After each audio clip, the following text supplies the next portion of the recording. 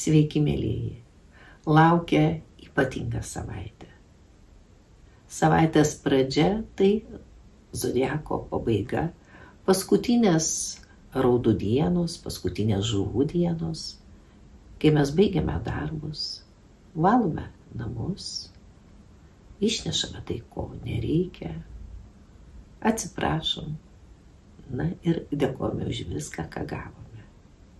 Ir štai nuo trečiadienio rytmečio, nuo saulėtekio prasideda naujieji metai. Saulė 5:08 Lietuvos laiku įeis į Avino ženklą ir saulei tekant prasideda naujieji Arijų metai, naujieji ir astrologiniai metai. Astrologinių metų sekai skaičiuoti naudojama magų žvaigždė. Ir dabar pagal magų žvaigždę bus saulės metai. Saulė, laimė, džiaugsmas, optimizmas, šypsena, meilė, vaikai, vaikystė. Saulė kūryba, saulė įkvėpimas, saulė jėgos, sveikata. Štai ką mums žada saulės metai. Tuo pat metu pagal senąjį Arių kalendorių prasidės ir naujieji gulbės metai. Tiesa, norėčiau atkreipti dėmesio tuos, kas žiūri mūsų laidą ir gyvena jau rytiniuose regionuose. Tarkim, Japonijoje, Kinijoje, Australijoje. Jie naujuosius Arijų metus ir naujuosius astrologinius metus galės sutikti ne trečiadienį, o ketvirtadienį saulei tekant. Savaitės pradžia, kaip minėjau, kupina liūdesio ir tai nebus paprastas laikas, ypač pirmadienis. Nuo 10:12 prasidės kritinis laikas pagal mėnulio kalendorių, 9 mėnulio diena, kupina iliuzijų, žadanti nesusipratimus, tad be abejo jokių svarbių reikalų, jokių naujų darbų pirmadienį tikrai nevertėtų pradėti. Kaip ir antradienį, tai vis dėlto paskutinė žuvų ženklo diena. Tvarkomės, grąžiname skolas, pabaigiam nebaigtus darbus.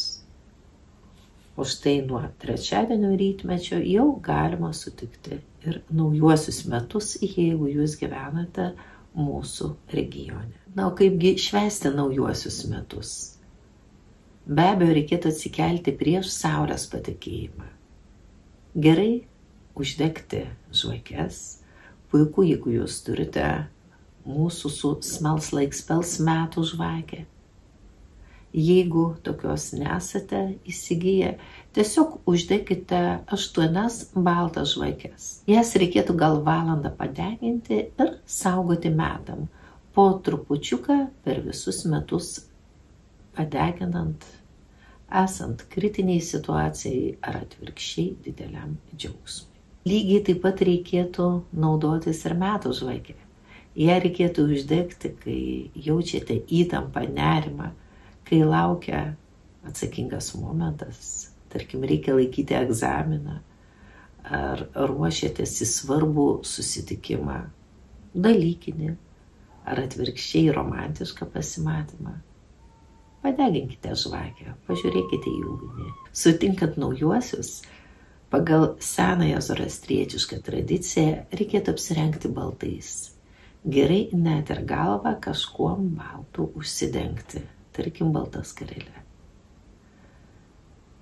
Ruošiamas vynas, karštas, dedami prieskoniai, medus. Jį irgi gerai gurkšnoti, pasitinkant naujuosius. Taip pat manoma, kad gerai tą progą išsikepti namuose varškės pyragą, kuriame būtų daug razinų, riešutų. Būtent tai simbolizuoja naujo gyvenimo pradžią. Yra sena tradicija, kad atšventus naujuosius, Navruzą, reikia dalį maisto nuo stalo išnešti į lauką, padėti kalvelėje, aukštesnėje vietoje paukščiams lesti. Manoma, kad per paukščius ateina mūsų mirusieji protėviai mūsų aplankyti. Tai kažkuom primenantis paprotys mūsų kūčių vakarą, kai paliekamas maistas ant stalo, nes manoma, kad naktį ateis mirusieji ir jie galės pavalgyti, pasidėti už tų stalų. Čia kažkas panašaus. Prasidedantis Samino ženklas kaip tik yra susijęs su mūsų protėviais, su senai išėjusiais iš šio pasaulio žmonėmis. Ir tai savotiška senovinė tradicija aukoti jiems per paukščius maistą nuo stalo. Dieną reikėtų praleisti linksmai, netgi sakyčiau nerūpestingai. Nors ši diena, tiesą sakant, puikiai ne tik bendravimui, naujoms pažintims, bet ir reikalų tvarkymui. Ir jeigu tądien jūs užmegsite naujas pažintis, jei susitarsite dėl jums svarbaus reikalo, tai atneš sėkmę. Būtent tądien jūsų gyvenime gali atsirasti svarbus žmonės. Tiesa, norėčiau atkreipti dėmesį, kad pats sėkmingiausias laikas baigsis truputį po pietų, 14:30. Būtent iki to laiko reikėtų spėti šnektelti su jums svarbiu žmogumi, galbūt pasakyti kai ką reikšmingo tam žmogui, kurį mylite. Tai laikas, kai mes galime pasiųsti ir romantišką žinutę, ir spręsti svarbų dalykinį reikalą. Jūs išgirs, jums pasiseks. Štai toks puikus trečiadienis. Ketvirtadienio nuotaikos irgi pakilios ir tai puikia diena kolektyviniam darbui. Būtent tą dieną reikia telkti komandą. Tai vienimusi laikas ir kilusius klausimus spręsti bendrai. Puikia diena, ypač vakaras nuo 19 valandos. Vakaras beje itin aktyvus ir svarbus vyram. Ir jeigu jūs vakare gausite kokį nors dalykinį pasiūlymą, atkreipiu dėmesį būtent dalykinį, tai tikrai svarbu ir perspektyvu. Deja, galėčiau kažkiek nuliūdinti ieškančius meilės. Ši diena nėra palanki naujų pažinčių užmezgimui. Nors išimtis būtų vyresnio amžiaus žmonėm. Būtent senjoram gali pavykti susitikti savo porą. Penktadienis. Ypatingai svarbi diena veiklai, ypatingai sėkminga vyram. Tai tas metas, kai verta tartis dėl darbo sąlygų, kai verta su bendradarbiai, su partneriais aptarinėti veiklos perspektyvas. Jūs gerai pajusite, kurią linkme judėti. Diena puikiai veiklos projektų kūrybai.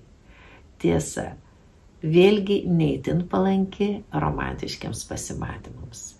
Išimtis tik senjoram. Savaitgalis ir vėl permainos.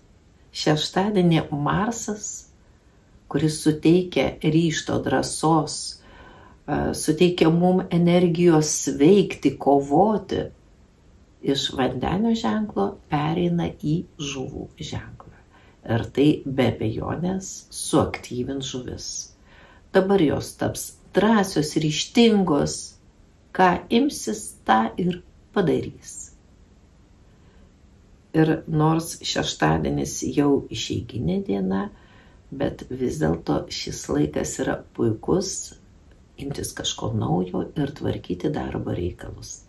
Tikėtina jau neformalioje aplinkoje. Tiesa, norėčiau įspėti, kad šeštadienio vakaras jau bus sudėtingas, netinkantis nei draugiškiam susitikimam, juolab romantiškiam pasimatymam, netinkamas santykių aiškinimuisi ir be abejo nepalankus naujom pažintim. Nuo 18 valandos prasideda ne pats geriausias laikas, žadantis ginčus, įvairius nesusipratimus bendraujant. Galbūt rūpešius kelyje išaugs avaringumas, būkite atidus, jei tuo metu teks važiuoti. Ir artėja pilnatis, tad augs nervinė įtampa. Daugės aistruolių, neatsargių žmonių kelyje. Nemenka įtampa jausis ir sekmadienį. Ir nors pilnatis tos tik tai pirmadienį ryte 9 valandą, tačiau sekmadienį puikiai jausite audrinantį pilnaties poveikį. Įtampa, nervingumas, polinkis ginčytis, konfliktuoti.